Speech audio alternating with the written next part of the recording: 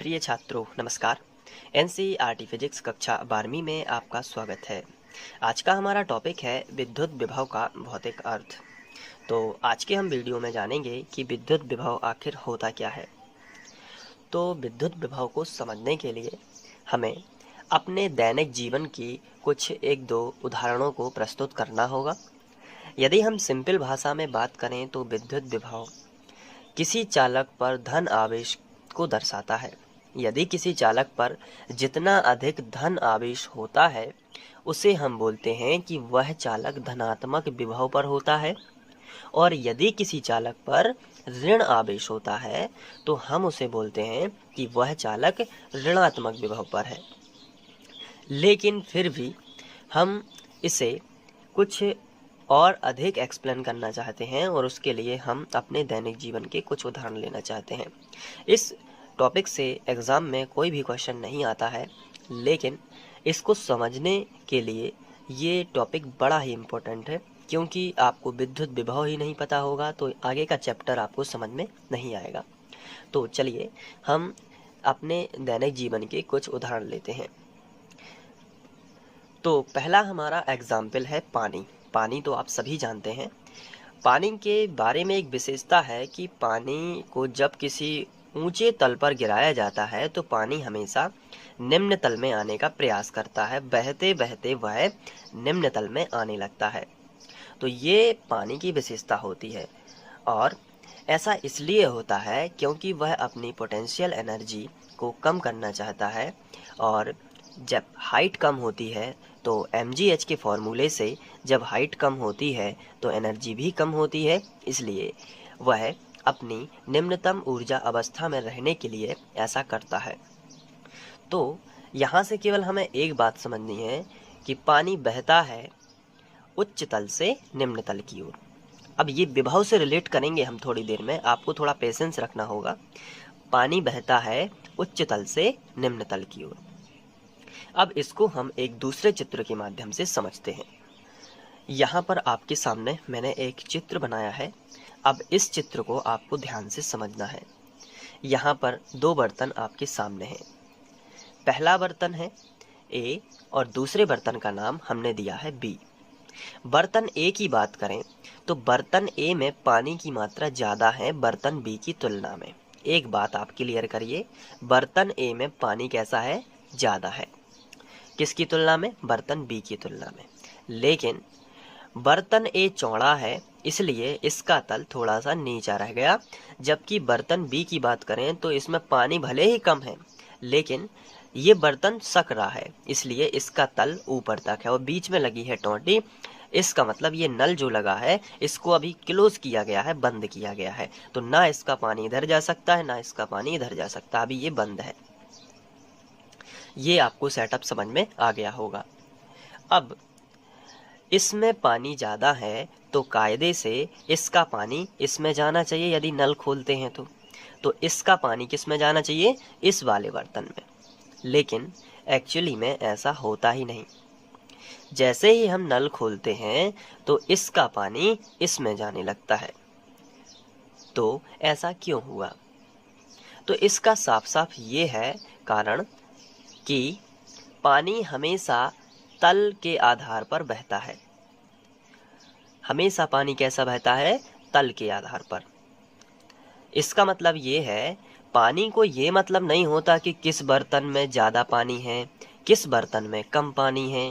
पानी को क्या मतलब होता है कि वो देखता है तल, यानी कि हम इसे बोल सकते हैं पानी अधिक दाब से निम्न दाब की ओर बहता है। अब ये एक अलग से टर्म है दाब वाली, वो मैं अभी बाद में आपको बताऊंगा। अभी फिलहाल हम तल से समझ लेते हैं। यहाँ पे पानी की हाइट ज़्यादा है। पानी की हाइट ज़्यादा है यानी कि पोटेंशियल एनर्जी यानी स्थितिज ऊर्जा, यदि हिंदी में बात करें स्थितिज ऊर्जा, ये होती है mgh।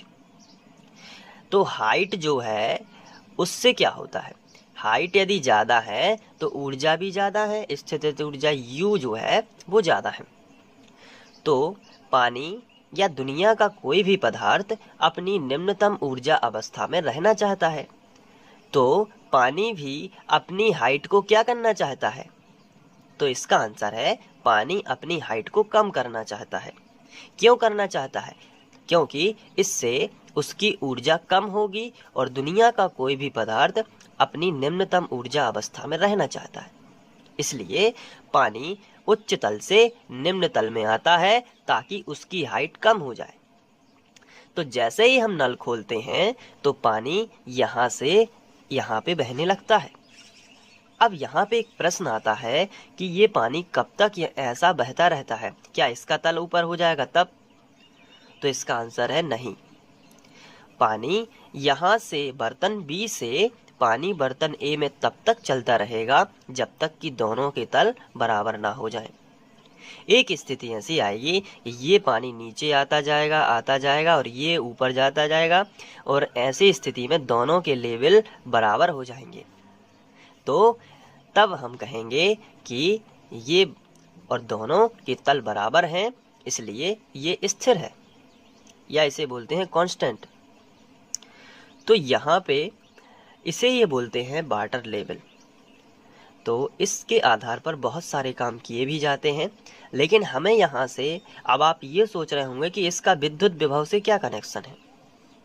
तो इसका विद्युत विभव से कनेक्शन केवल इतना है कि पानी हमेशा जिस तरीके से उच्च तल से निम्न तल की ओर बहता है, या फिर हम कहें या किसी दूसरे उदाहरण से भी हम इसे समझ सकते हैं, फिर हम विद्युत विभव से रिलेट करेंगे। जिस प्रकार पानी उच्च तल से निम्न तल की ओर बहता है या ऊंचे से नीचे की ओर बहता है, या फिर हम किसी गर्म और ठंडे पानी की बात करें, गर्म वस्तु की और ठंडे पानी की, इसे हम एक दूसरे एग्जाम्पल से जो हमारे दैनिक जीवन में देखा जाता है वहाँ से। अगर हम किसी वस्तु को गर्म करते हैं और उसे बहुत ज़्यादा गर्म करते हैं, या बोल दें कि रक्त तप्त गर्म कर देते हैं और किसी ठंडे पानी में डाल देते हैं, तो क्या होगा? तो उसका आंसर है कि इसके पास जितनी भी ऊष्मा है ये इस पानी में मिलेगी। तो बताइए ऊष्मा कैसे बहती है? पानी जैसे ही उच्च से निम्न की ओर। तो ऊष्मा का प्रवाह भी अधिक ऊष्मा से निम्न ऊष्मा की ओर, यानी कि अधिक ताप वाली वस्तु से निम्न ताप वाली वस्तु की ओर ऊष्मा का प्रवाहन होता है। जैसे ही इस गोली को इस पानी में डाला जाएगा तो ये धीरे धीरे अपनी सारी ऊष्मा इस पानी को देने लगेगी और ठंडा पानी भी कैसा होने लगेगा? गर्म होने लगेगा। अब सवाल ये उठता है कि कितना गर्म होगा? तो इसका सीधा सा आंसर है, ये ऊष्मा इसको तब तक देती रहेगी जब तक कि दोनों की ऊष्माएं कैसी हो जाएं? बराबर ना हो जाएं। जितना टेम्परेचर जितना पानी का होगा उतना ही इस गोली का होगा, तब तक ये इसको ऊष्मा देती रहेगी। तो ऊष्मा जैसे अधिक ताप वाली वस्तु से कम ताप वाली वस्तु की ओर बहती है, पानी जैसे उच्च तल वाली वस्तु से निम्न तल या उच्च तल से निम्न तल की ओर बहता है, इसी प्रकार विद्युत विभव भी है। अब इसको समझने के लिए हम आते हैं चार्जेस पे। जैसे ये कोई गोला है और इसको हमने दे दिया प्लस चार्ज। अब इसके पास कोई अनावेशित चालक रखते हैं इसी गोले रूप में। अनावेशित का मतलब है उदासीन है, इस पे कोई भी चार्ज नहीं है। अब इन दोनों को एक चालक तार के माध्यम से जोड़ दिया जाता है। इसे हम नाम दे देते हैं A और इसे हम नाम दे देते हैं B। इसे बोलते हैं धनावेशित चालक और इसे बोलते हैं अनावेशित चालक। अनावेशित का मतलब कोई भी आवेश नहीं है। तो क्या होगा? तो किसी चालक पर धन आवेश है, इसका सीधा सा मतलब ये होता है कि इससे इलेक्ट्रॉन निकाल लिए गए हैं। हम लोगों ने पहले चैप्टर में पढ़ा हुआ है कि किसी चालक से यदि इलेक्ट्रॉन निकाल लेते हैं तो उस पर धन आवेश आ जाता है और जितने इलेक्ट्रॉन निकलते हैं उतने ही धन आवेश आते हैं। तो किसी चालक पर, अब आज से आपको ध्यान रखना है, किसी भी चालक पर जितने धन आवेश होते हैं, या सिंपल भाषा में बोलें तो प्लस चार्ज होता है, उसका सीधा सा मतलब ये होता है कि उससे इलेक्ट्रॉन छीन लिए गए हैं। तो चालक A के साथ भी यही हुआ है, इससे इलेक्ट्रॉन छीन लिए गए हैं, तभी तो ये धनावेशित है। तभी क्या है? ये धनावेशित है। तो जैसे ही हम इसे चालक तार से जोड़ते हैं तो ये इसमें से इलेक्ट्रॉन निकलकर यहाँ से चलने लगते हैं और एक एक करके सभी पॉजिटिव चार्जों को निरस्त करते जाते हैं। यानी कि ये इलेक्ट्रॉन तब तक यहाँ से चलते रहते हैं जब तक कि इस चार्ज का अनावेशित ना हो जाए, यानी कि ये डिस्चार्ज ना हो जाए। तो ये पानी की तरह है, ये ऊष्मा की तरह है, इसलिए हमें उन दोनों एग्जाम्पल को समझना पड़ा। आइए उनको रिलेट करते हैं। जैसे पानी उच्च तल से निम्न तल की ओर बहता था, जैसे ऊष्मा गर्म वस्तु से ठंडी वस्तु की ओर बहती है, उसी प्रकार यहाँ से इलेक्ट्रॉन जो है कम विभव वाली या ऋणात्मक विभव वाली वस्तु से या अधिक धनात्मक वाली वस्तु की ओर, यानी अधिक विभव वाली वस्तु की ओर बहते हैं। इलेक्ट्रॉन कैसे बहते हैं? अधिक विभव वाली वस्तु की ओर। तो अब आप सोच रहे होंगे कि जब इसको निरावेशित होना है तो ये धन आवेश भी तो चल के यहाँ पे जा सकते थे। तो इसका आंसर गलत होगा, क्योंकि इलेक्ट्रॉन बहुत ही हल्का पार्टिकल है प्रोटॉन की तुलना में। इलेक्ट्रॉन से जो प्रोटॉन है वो 1837 गुना भारी होता है। तो भारी वस्तु तो मूव नहीं करती, इसलिए कौन मूव करेगा? केवल इलेक्ट्रॉन ही मूव करेगा, दोनों ही कंडीशन में। तो ये है पहला केस। आपको थोड़ा पेशेंस बना के इसको समझते जाना है और फिर आप समझ जाएंगे कि पूरी प्रोसेस है क्या। अब यदि हम बात करें किसी चालक, दूसरी कंडीशन में हम एक चालक लेते हैं और इस पर ऋण आवेश दे देते हैं। ऋण आवेश दिए और यहाँ पे एक अनावेशित चालक लेते हैं, इसको नाम दे देते हैं चालक ए और इसको नाम दे देते हैं चालक बी। अब इसको भी हम यदि एक चालक तार से जोड़ दें तो क्या होगा? तो किसी चालक पर ऋण आवेश है तो हम समझेंगे कि उस पर आवश्यकता से अधिक इलेक्ट्रॉन थोपे गए हैं, यानी कि उसके पास आवश्यकता से अधिक इलेक्ट्रॉन हैं। तो दोनों बातें आपको ध्यान रखनी है आज से। अगर किसी चालक पर धन आवेश है, इसका मतलब उससे इलेक्ट्रॉन छीन लिए गए हैं, और यदि किसी चालक पर ऋण आवेश है, इसका मतलब उसको इलेक्ट्रॉन दिए गए हैं, जबरदस्ती इलेक्ट्रॉन दिए गए हैं। तो अब आपको बताना है कि इसमें इलेक्ट्रॉन कैसे चलेंगे। तो इलेक्ट्रॉन चलेंगे इस डायरेक्शन में। इसमें इलेक्ट्रॉन कैसे चल रहे थे? इस डायरेक्शन में। क्यों? क्योंकि इससे इलेक्ट्रॉन छीने गए हैं तो वापस इसको पूर्ति की जाती है अगर किसी चालक को जोड़ दिया जाता है, और इसमें इलेक्ट्रॉन जबरदस्ती दिए गए हैं तो वो जबरदस्ती वाले इलेक्ट्रॉन इस डायरेक्शन में आके इस चालक में चले जाते हैं, जिससे ये डिस्चार्ज हो जाता है। तो हम यहाँ पे बोलेंगे कि हमेशा इलेक्ट्रॉन कैसे चलते हैं? निम्न विभव से उच्च विभव की ओर, निम्न विभव से उच्च विभव की ओर चलते हैं। अगर हम तीसरी कंडीशन ले लें, इसे हम बोलते हैं धनात्मक विभव। पहले तो ये समझ लीजिए, अगर किसी चालक पर धन आवेश है तो इसे हम बोलेंगे धनात्मक विभव, और अगर किसी चालक पर ऋण आवेश है तो उसे हम बोलेंगे ऋणात्मक विभव। तीसरी कंडीशन ले लेते हैं, फिर इसको खत्म करते हैं। तीसरी कंडीशन ये है कि अगर किसी चालक पर धन आवेश है, हमने उसे धन आवेश दिया है यहाँ पे, तो ये पॉजिटिव चार्जेस है, और यहाँ पे एक और चार्ज है जिसमें नेगेटिव चार्ज दिए गए, यानी कि ये ऋण आवेशित है, और दोनों को एक चालक तार से जोड़ दिया जाता है। तो क्या होगा?